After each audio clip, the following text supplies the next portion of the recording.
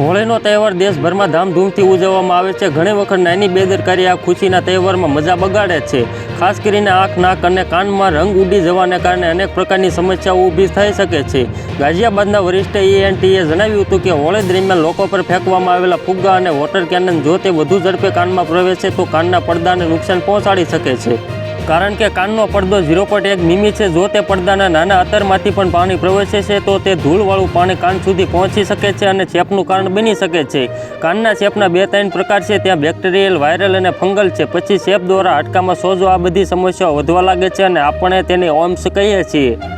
આ સમસ્યાને ઓપરેશન દ્વારા ઠીક કરી શકાય છે। તે ઓપરેશન વગર ઠીક નથી થતો। તેથી જ પાણીના છંટકાવના દબાણથી આંખ અને કાનમાં પાણી આવવાથી આંખ અને કાનને નુકસાન થાય છે।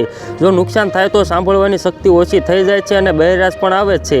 જો આંખોને નુકસાન થાય છે તો દ્રષ્ટિ ઓછી થશે।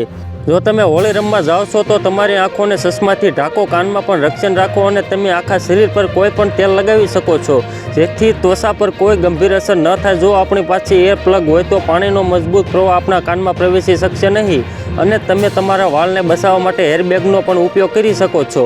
તો મિત્રો, હાલ માટે એટલું જ। ફરી મળીએ નવી અપડેટ અને નવા સમાચાર સાથે। તે પહેલાં ખાસ કરીને વિડીયોને એક લાઇક અને RTV ગુજરાતી ન્યૂઝ YouTube ચેનલને ખાસ કરીને સબસ્ક્રાઈબ કરવાનું ભૂલતા નહીં મિત્રો।